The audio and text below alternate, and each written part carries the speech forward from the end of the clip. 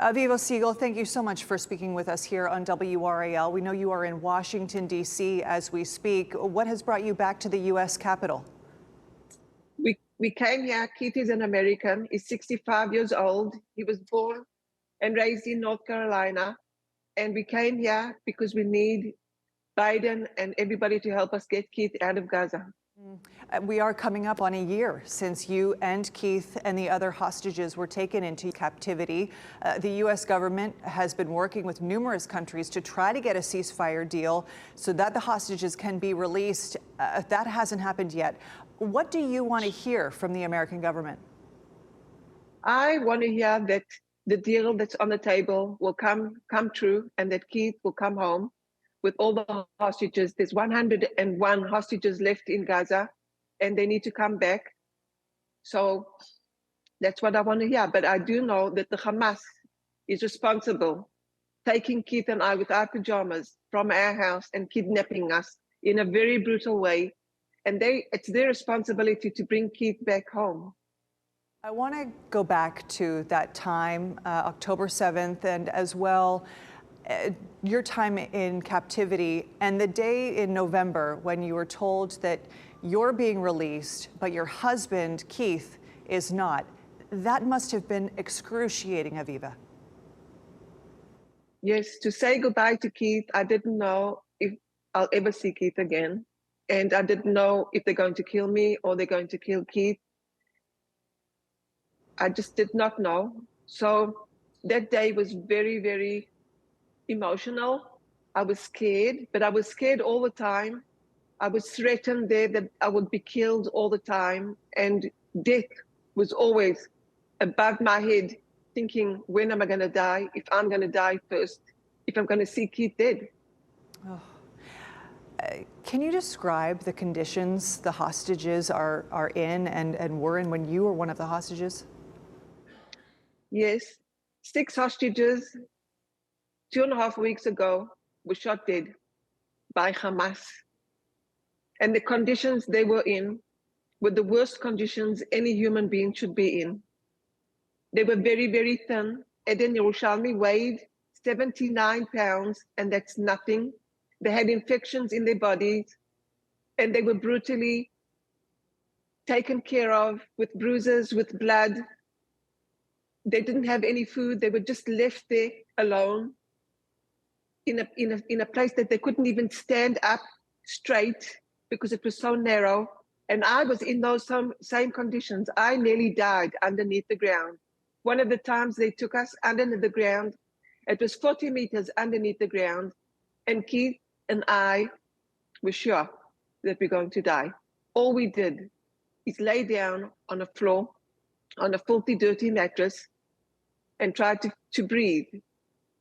And Keith looked at me and he said that he feels that he does not have any oxygen. He was like, and I was like that too.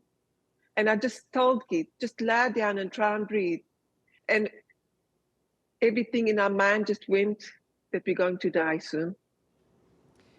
It's hard to hear that, knowing that we're coming up on a year that over 100 hostages are still in those conditions. A year spent living like that, including Keith. Yes. Keith's an American citizen, and Hirsch was American, and he was killed in such a brutal way. We've gotten so close to Hirsch's family, to Rachel and John, and it just broke my heart what they did to Hirsch. And I'm scared all the time that something similar will happen to Keith. The conditions there were so bad. We used to starve while they ate in front of us, and they didn't give us any water to drink. We weren't allowed to move our body. We weren't allowed to stand, and we had to lay down most of the time. And the only human right that we had, if we lie on our stomach or on our side, because everything was taken away, we had to say all the time that everything's okay in Arabic. We had to pick up tamam and say tamam.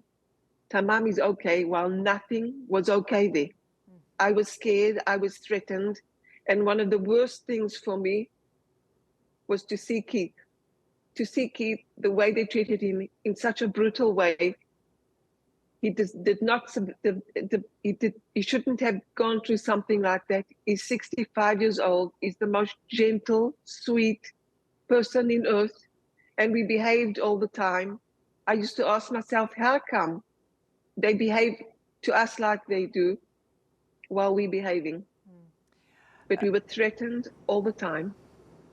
Israeli Prime Minister Benjamin Netanyahu has been digging his heels in. What will it take for him to relent and get the hostages home? I'm not a politician, and I'm not dealing with politics. I'm just Keith's wife that wants Keith home. And I want him home now, and I want him home alive. And I'm just praying that Bibi will be strong enough to bring him home. But I do know that Hamas needs to take responsibility for everything they're doing to the hostages, because what they're doing is the worst thing ever. Do you believe they're also responsible for what's happening to Palestinians? I mean, there's so much suffering going on. I want to understand what it's like for you to cope with being both a victim of and a witness to so much suffering.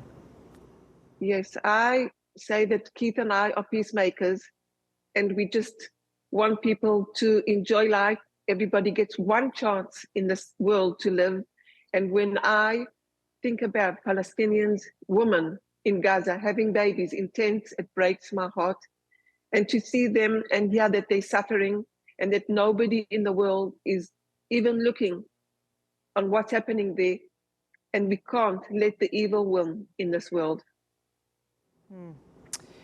So as we approach October 7th, Aviva, what's your focus? What do you do every day? I know you told your husband when you were leaving captivity that you would be brave for him and you needed him to be brave for you.